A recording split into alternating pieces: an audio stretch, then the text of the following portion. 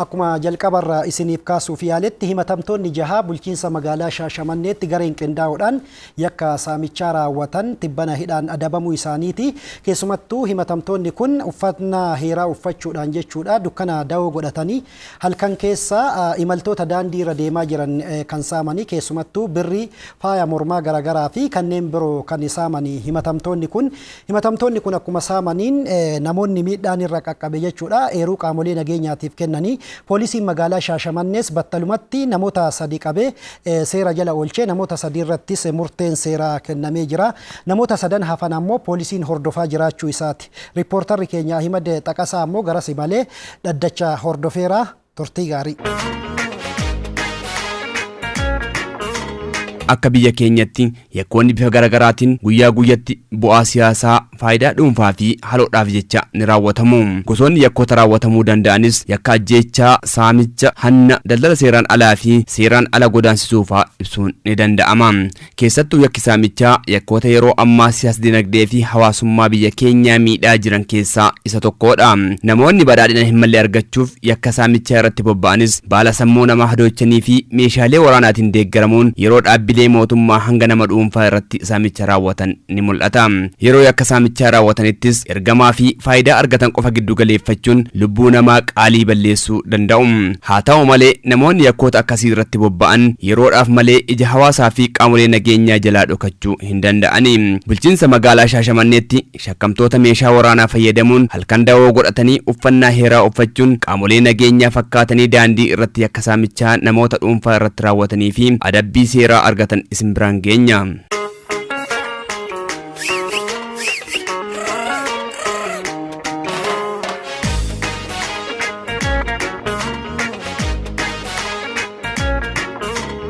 Shakkamtoonni maqaan isaanii Kormee Bayyanaa, Nuttuu Eda'oo fi Nuraddiin Ahmad miiltoowwan yeroof miliqan sadi wajjin ta'uun ta'ee jedhanii itti yaaduun halkan dawoo godhatanii uffannaa heeraa uffachuun konkolaattota magaalaa Shaashamannee irraa gara hawaasaatti akkasuma hawaasa irraa gara magaalaa Shaashamanneetti imalaa jiran dhaabuun warqii, bilbilaa fi birrii imaltoota irraa dirqisiisanii fudhachuun yeroo hawaasaa irraa qaamolee nageenyaa bira qaqqabeen saamaa osoo jiranuu qaamolee nageenyaan harkaaf harkatti to'ataman. Gariin isaanii uffata hoomaa waraanaa kan duraanii uffachuudhaan gariin isaanii ammoo uffata humna addaa poolisii Oromiyaa uffachuudhaan garii isaanii uffata Ansabaaraaqii uffachuun garii isaanii fiiskaa poolisii qabachuudhaan konkolaataa magaalaa Shaashamannee irraa gara magaalaa Hawaasaa adeemu dhaabsisuudhaan konkolaataa Haayiluksii lakka gabatee isaa 42 753 ta'e miidhamtoonni nama sadin kan keessa jiran magaalaa Shaashamannee irraa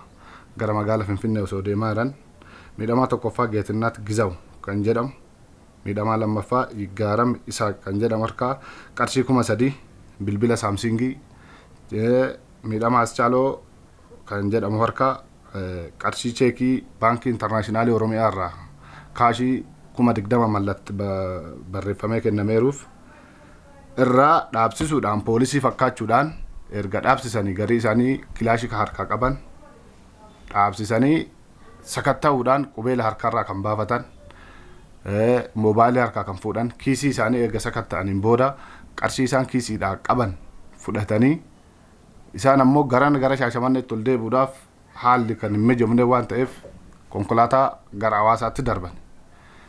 Halkanuma kana sa'aatii kanatti ammallee konkolaataa lakka gabatee isaa duwwaa 1,672 ta'e Dolfiinii South People kan jedhamurraa kanas dhaabsisuudhaan fiiskaa tafuufuudhaan poolisii fakkaatanii yakka saamichaa meeshaa waraanaatiin doorsisanii shugguxii garii isaanii shugguxii kan qabatan shugguxii itti qabuudhaan yakka saamichaa eega raawwataniin booda halkanuma kana eeruu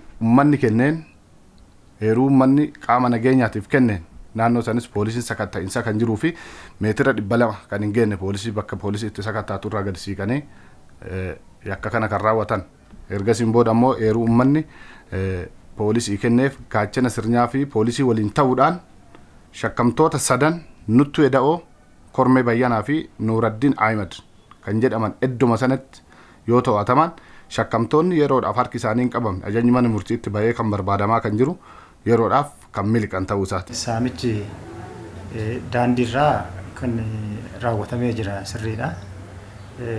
Iddoon itti raawwatame daangaa magaala baadiyyaa gandoonni baadiyyaarraa dhiyoo gara magaalaatti makaman irraa kan ganda bishaan adannabaati. Kanarratti yakka raawwatame sun yeruma san naannoo san miseensi kenna sakatta'umsa daandiirra waan turee fi odeeffannoo yeruma san dhaga'ee battaluma sanitti immoo shakkamtoonni sun otoo hin fagaanne achumatti harkatti qabuun danda'amee jira. Shakkamtoonnis wal qindeessanii yakkicha kan raawwatan ta'uu ragaa bahu.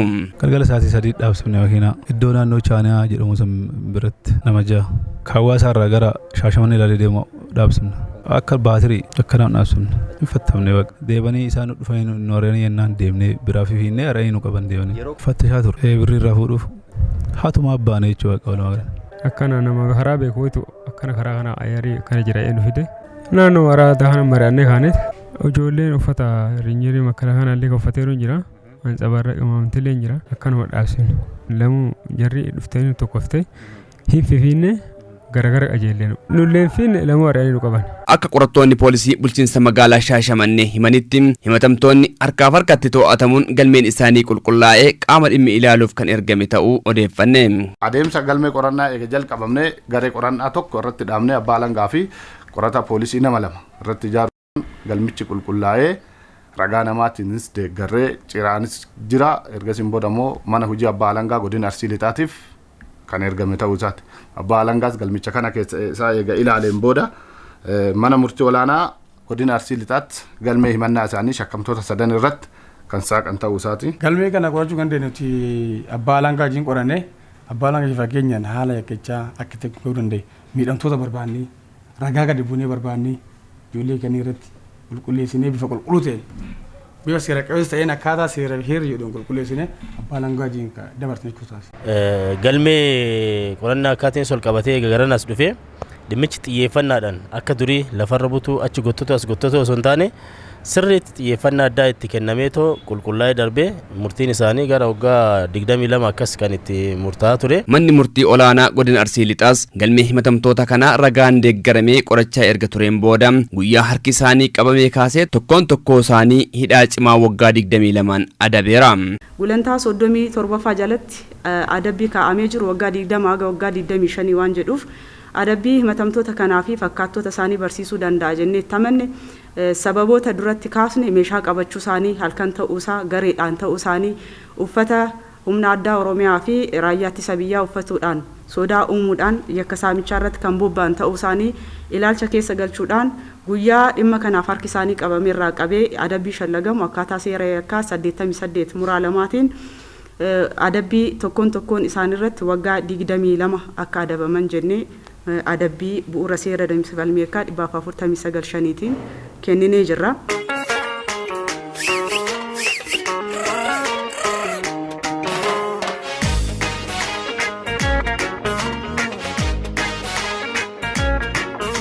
Namoonni dhaddacha irratti arginee dubbisnes adabbiin himatamtoota irratti kenname barsiisaa ta'uu dubbatu.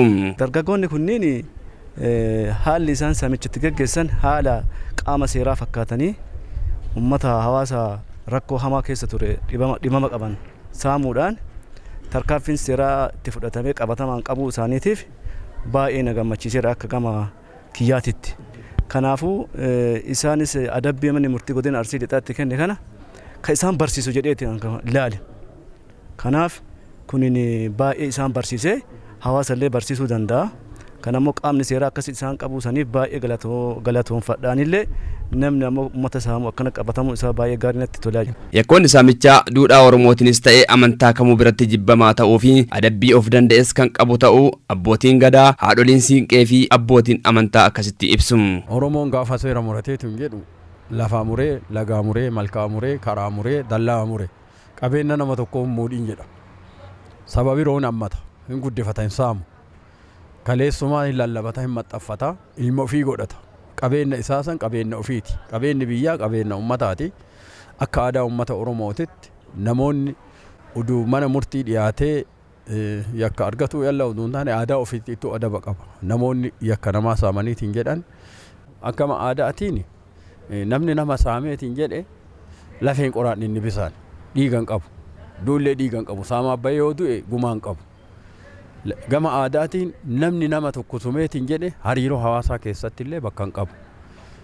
Dhimmi isaa saamticha hatticha gadaan gaafa mure hattuun tiyyaa miti quca jedhe duruu maal godha gufuu hidhee quca gufuu hidhee ajjeesa namni isan ajjeefne walitti hidhan. Hanni yakka hamaadha.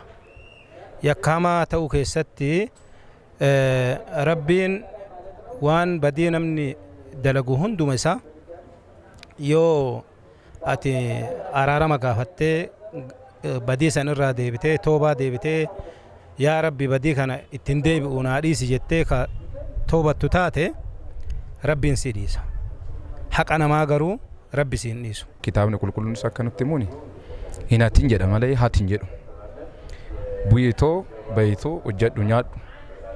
An dadhabdee san irraa nyaachuu qabda malee hin hatin jedha. Kanaafuu seera ba'uu. Yakkoota kamuu irratti hirmaachuun akka hin barbaachifnee fi baratanis ta'e hojii kamuu hojjetanii of jijjiiruun kan danda'amu ta'uun yaada dargaggoota magaalaa Shaashamanneetiin. Dargaggoonni yeroo kanatti namni umuriin isaa sadarkaa kana osoo qabanii akka kana raawwachuu osoo hin taane hojjetanii misooma galanii waan jiru waldaan gurmaa'anii mootummaatti dhiyaatanii hojii misoomaatti galanii sirraanii biyya kana guddisuu ka qabu malan saamichatti bobba'anii umurii ofii kanallee amma sa'aatii yeroo amma dargaggoonni biyya bulchuuf deemtu biyya guddisuuf deemtutti saamicha galanii waan kana raawwachuun dargaggeessaaf qaanii guddaa. Maafi yeroo fuulduraatti illee dargaggoonni waan kanarraa barumsa argatanii namni saame mootummaan seerri waan jiruuf hin dhiisuu adabbii seeraan kenna. Dargaggeessi misooma biyya kanaati. Qaama misooma yookiin qaama ammoo abbaa biyya kanaati jechuudha. Dargaggeessi qaama waa balleessuu illee danda'u, qaama waa midhaasuu illee danda'u. Dargaggeessi gaafa misoomatti galee gaafa kallattiidhaan ergama mootummaa fudhatee kallattiidhaan waan mootummaan jedhe dhagahee hojii isaa irratti bobba'e biyyi tun akka misoomtu abdii guddaa ammoo fuuldurri isaaniillee ifa akka ta'u ammoo hubannoo guddaa kennineerraati. Biyyi tun abbaa biraan qabdu. Biyyi tun eenyu biyya kana kadhaalu dhaloonni haarofni jedhamu dargaggeessa kana. Biyyi kun ammoo abbaan fuuldurri isii maal ta'uu qabdi abdiin isiillee dargaggeessa jechuudha. Dargaggeessi kallattii isaatiin nageenyatti bobba'u waldaadhaan ijaaramee hojii dhabaan illee yoo jiraate hojii dhabaan sun illee kallattii isa barbaachisu mootummaa gaafate furmaata akka argatu ta'uudha malee olola garaagaraatiin ammoo akka dargaggeessi biyya keenyaa hin doorsifamne meeshaa diinaa akka dargaggeessi hin taane yaa'u ergaa guddaan akka kiyyatti hin dabarsaa jechuudha. Yakkoonni akka hanna dogdoqqee baajaajii fi bilbila nama harkaa butuu magaalattii keessatti bal'inaan raawwatamaa kan ture ta'uu qaamoleen nageenyaa fi jiraattonni himanii kana hambisuufis hojjetaa akka jiran dubbatu. Yakki garaagaraa fakkeenyaaf lootoriidhaan nama sobuun jira. Fakkeenyaaf nama saamuun jira. Dubartii irraa moobaayila butuun jira. Motoriidhaan boorsaa namarraa butanii deemuun jira. Saamichi hanni buttaan waraansi adda addaa baay'een isaanii kan turan waan ta'eef inni kun yeroo ammaa kana salphachuu danda'eera. Inni kan biraa haala yerootiin isa ol qabate magaalaan tun magaalaa giddugalaati. Magaalaa balbala 4 balbala 6 qabduudha. Kanaaf shakkiin yakkis akkasuma babal'ata waan ta'eef namoonni seenanii ba'anis baay'ee heddummatu. Kana wal qabatee iddoo giddugala siyaasaatti illee waan taateef yakkoonni baay'een isaanii yakkoonni siyaasaa jiru yakkoonni gogaan jiru kanatu baay'achaa ture. Kana hambisuudhaaf garuu hojii bal'aan hojjetame. Tokkoffaa ijaarsi gandaa fi gandaa gadi haala gaariidhaan kan cimee ijaarame waan ta'eef ijaarsi sun hanga tokko hojiitti erga bobba'een booda wanni kun hafuun danda'ame. Ijaarsa san keessattuuyyuu gorsoota garee walabaa gaachana sirnaa abbootii amantaa abbootii gadaa haadholii siinqee qaamni ijaaramuu qabu kamiyyuu hanga dargaggoodhaan ga'u ijaarame gahee mataa isaanii akka ba'an kan taasifamee fi hojii nageenyaatti irratti hirmaannaa akka taasisan marii bal'aan erga waliin taasifamee booda uummanni kun gahee hojii isaanii ba'uudhaaf parsantii 100 hojjechuu baatan parsantii ta'e wayii waan hojjetaniif bu'aan dhufuu danda'eera. Yakkoota hannaa fi saamicha magaalaa Shaashamannee keessatti raawwatamaa jiru hambisuuf hojii hojjetamaa jiruu fi haala qabatama nageenya magaalaa Shaashamannee kutaa lammaffaa qophii kanaatiin torbee qabannee isinii dhiyaanna.